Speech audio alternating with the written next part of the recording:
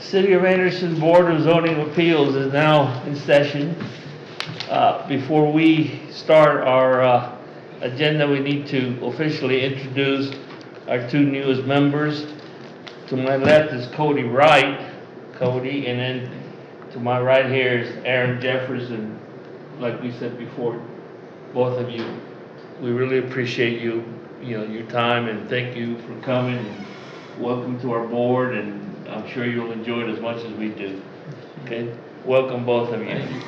Now, sometimes we run overtime, you get real pay. Yeah. Heard. Double what we get paid for, right? Do we have any addenda to the agenda? Yes, sir, we do. We have a staff Yes, report. please. We have a staff report at the end of the agenda. Yes, sir. We'll add that. You said at the end, is that what you're saying? Yes, sir, at the end. Okay, good. All right, now, the minutes of, the last minutes that we have, do we have a motion to approve the minutes for the couple of months ago? Do I hear a motion to approve that? So move. Second. All right, we have a second. All those in favor? Aye. All those opposed? Okay. Chris, we're gonna get right to it, okay? Yes, sir. This is, application number AA23-12. Yes, sir. Thank you, Mr. Chairman. So the site, if you can see, is located just to the right of middle screen there. It's in red. And you can see on the left-hand side, you can see Fant Street running down the page or down your screen. Excuse me. And you can see East Whitner there running about the middle, across the middle of the screen. Does everybody have an idea of where this site is? I'm seeing some yeses. Any questions? I'm getting there. Okay. I have an idea, Chris. Okay. Go ahead. So the applicant is seeking variances from lot size, lot width, and rear yard setback requirements for a property subdivision. These are two single-family dwellings that are currently situated on one lot that is just under 12,000 square feet in size. That's the lot.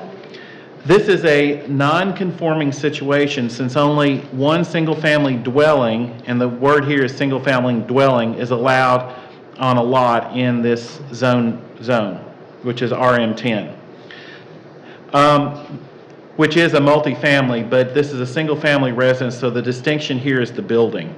Single-family homes are permitted in this district and subject to the following standards: minimum lot size of 5,000 square feet, minimum lot width of 50 feet, and building setbacks of 15 feet on the front, 10 feet in the rear, and 6 per each side. So the variances requested are as follows. 410 square foot variance from the minimum lot size requirements. Lot A, which we'll see in a minute, is proposed to be 4,590 square feet. Again, 5,000, remember, is the minimum lot size. A variance of 2 feet from the rear yard setback requirements. The proposal shows the new rear property line being 8 feet from the back of the house. Minimum requirement is 10. A variance of 15.48 feet from the lot width requirement. The proposed shows the lot width on West Whitner Street being 34.52 feet. The minimum requirement, again, is 50 foot. The reason for the location of the new property line that divides the house is to allow each property to have their own driveway access. The existing lot is large enough for the newly created lots to be over 5,000 square foot each, but the existing conditions make this unreasonable, and we'll see that in a minute.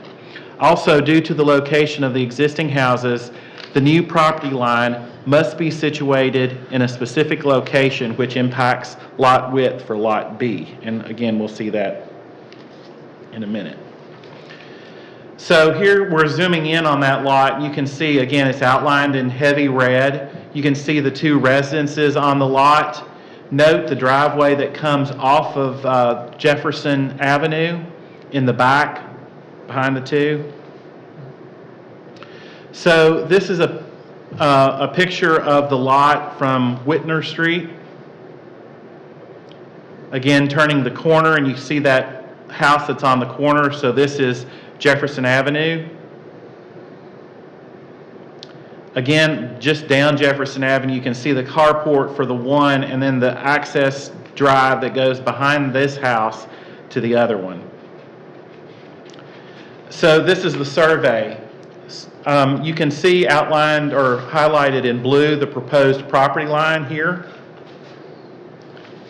So the access for this one house, which faces Whitner, is actually off of Jefferson Avenue in the back, so you can see that gravel. So that's why that property line is so close to the house, to allow this drive access to be maintained.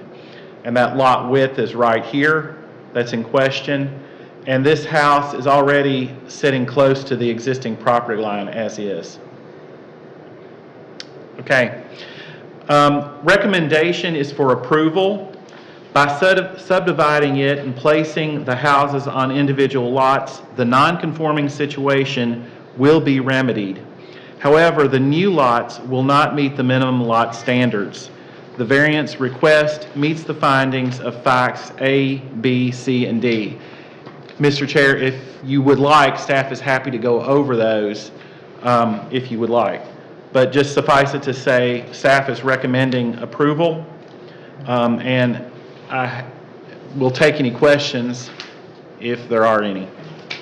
Do we have any questions for Mr. Daniel? Any questions?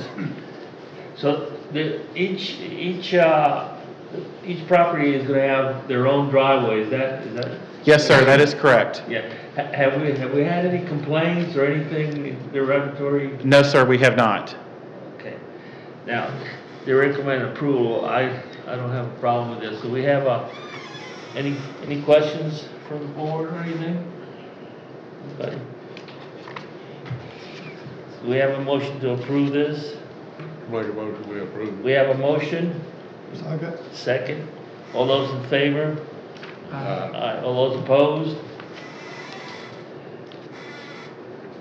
Chris, we're moving right along, my friend. Let's Yes, go to the sir. next one. Thank you. With the chair's permission, AA 2314, it's a request for a variance from the front yard setback requirements on East Greenville Street. So in front of you, again, right almost smack dab center is the parcel in question. It's that triangular parcel there at the intersection of Fant and East Greenville, right across from the hospital, which is right here. It's a BP station.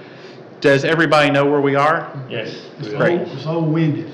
I'm sorry? Old Wendy's Wendy's. building. No, sir, This it's is- not. This is the one across The- the street. yeah, that's This is the one correct. across, yes. You're correct. There is, the old Wendy's building is a new gas station. I think it's going to be Sunoco, but it's directly across the street from this. So that site that you're referencing is right here. And it's under construction now. This is right beside Sloshki's. Yes, Yeah. Schlossky's is right. Oh, wait a minute. Is that, yeah, that is, It is. right there. It's right across from the hospital. And Wendy's is, the new Wendy's location is right here, if you see where my cursor is. Okay? Does everybody know where we are? Have any questions? Yeah. Okay, great. Yep.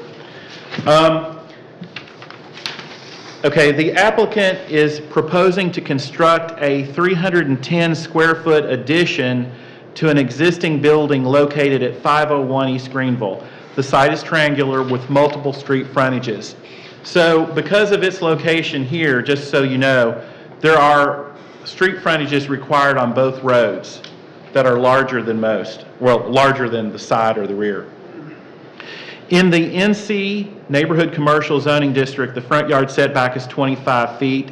The existing building already encroaches into the front yard setback, with it being approximately 17 feet from the Fant Street property line and 20 feet from the Greenville property line. So it's already encroaching, the building is. Therefore, it is a legal non-conforming use. The proposed addition will extend within 12 foot 10 inches of the Fant Street side, and it will continue to be 20 feet from the Greenville Street. According to section 14.8 of the zoning ordinance, non-conforming uses cannot be enlarged or altered in a way which increases its non-conformity. To make this addition, a variance will be required, specifically a variance of 12 foot 2 inches on the Fant Street frontage and 5 feet on the East Greenville. So let's get into this a little bit better. So that's zooming in, so you can see this aerial of the site as it is. This is actually, this right here is a gas canopy. So this is the building in question. What they're proposing is to remove this gas canopy and make an addition sort of in this area on that side of the building. And we'll look at that a little bit. This is the existing conditions. Again, this is that gas canopy that is proposed and pumps that are proposed to be removed.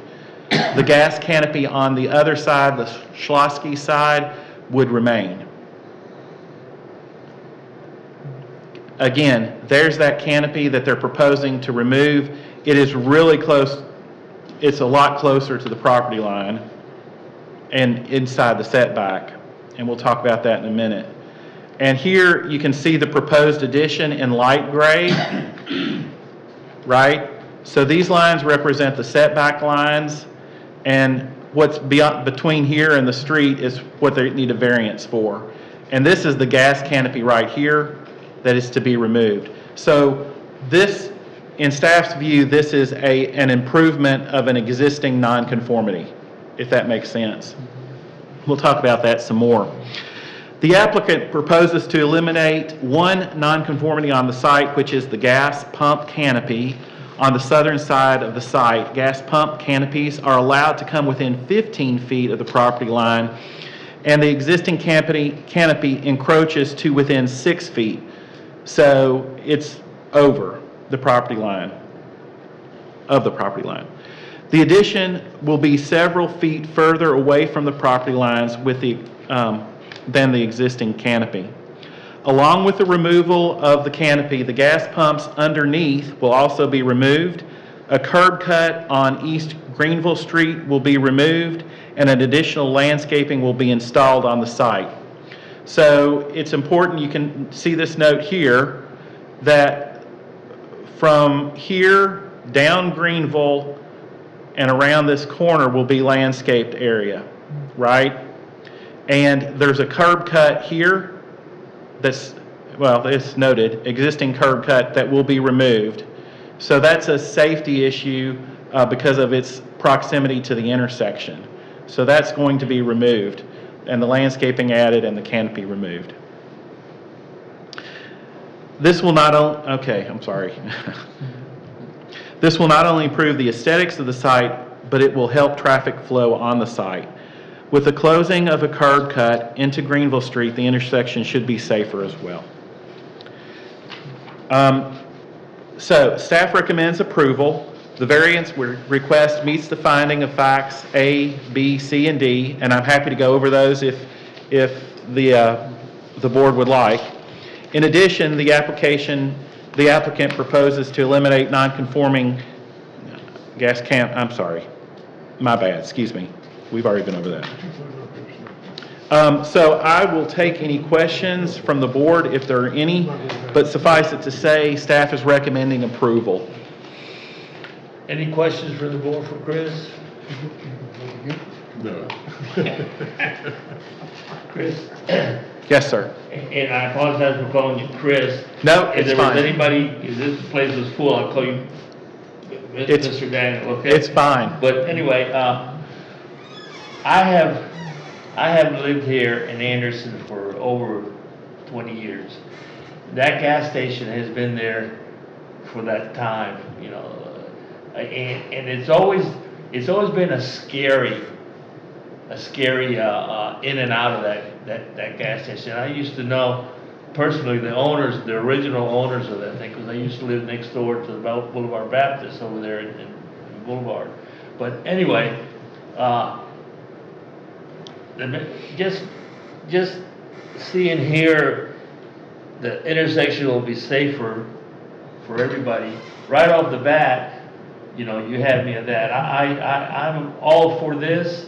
You know, it's gonna look a lot better, but it's gonna be a lot safer.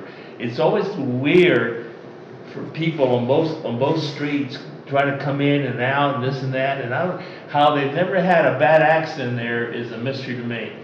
But I see what they're gonna do. They're gonna remove that, you know, that canopy, and I, for one, I'm all for this thing. Any questions from the board? Chris, have they talked about the parking spaces that are right there off of Fant Street? I guess their intent is not to back out into Fant Street, but to kind of back and go through. It's not. Staff was actually pushing to close that as well, but there's a truck maneuver that comes in off of Fant Street and runs down here. There's a dumpster here, so dump trucks pick up, and delivery trucks do that and stop right there to unload. So that became an issue. So that's why that stayed open, and yes, they will not be backing out. That's why they've made it a one-way, so they'd have to back out and then head down onto the site.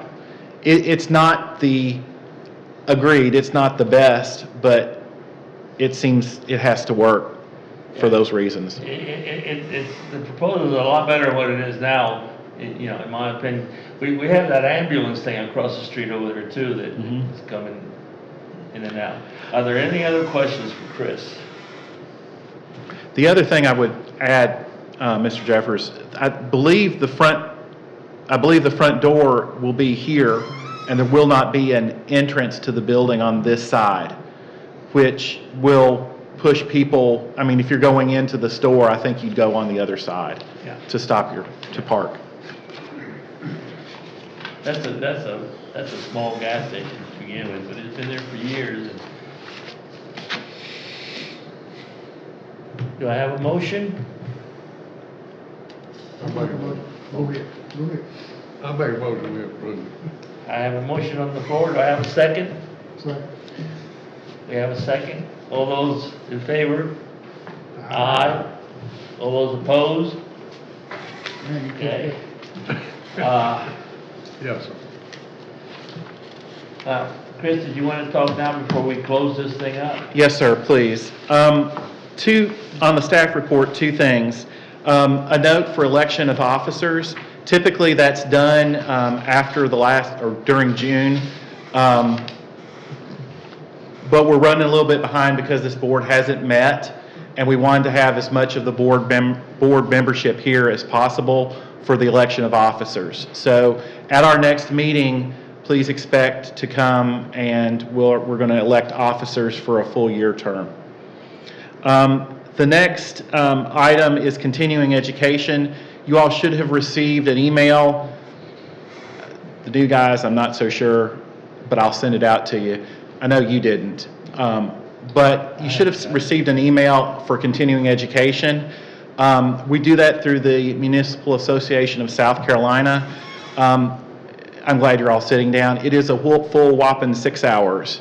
But that is orientation for all board members, and then you're moving forward, you only have to do 3 a year. But that needs to be completed before your first year anniversary.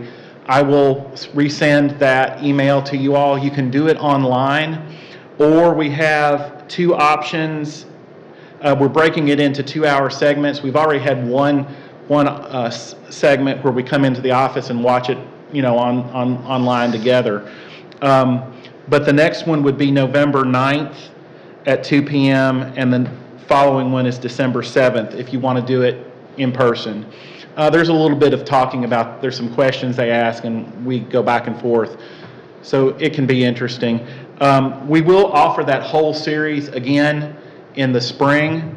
So you'll be able to, if you miss one, or you want to come to one, take these two and want to come to the first one, we'll offer it again in the spring, if that makes sense. Yes, sir. I remember sitting through that right here. All of us have sat through there to that. Is the city buying us lunch? Not That's a lunch, serious but question because they we're usually do. We're buying refreshments, because it's at 2:00. See, we set it up at 2:00 so we didn't have to buy you lunch. So you didn't? Yeah. Okay. We're being mindful. Yeah, well, Bring your own lunch. I know the three of us here have been through that several times over the years. So this is not Okay. Well, I appreciate that, and I appreciate you all doing that. It just sets us all up. When I say all board members up gets us, how do I put it? Puts us all on the same playing field so that we know who's doing what and where you fit into the scheme, to the government scheme, and how it all works together. I think it's good. I've watched it myself a couple of times, and every time I pick up something new. So, but that's it. didn't put you to sleep or anything, did it? No, sir, it did not put me to sleep. Okay, that's good. All right. Listen, anything else? Are you all ready to adjourn? Do I have a motion to adjourn? Make a motion with adjournment. I have a motion here, a second. Second. Have a second. All those in favor? Aye. All right. Thank you, Chris, very much, Thank you. my I friend. appreciate it. Appreciate everything. We got this down. Go ahead.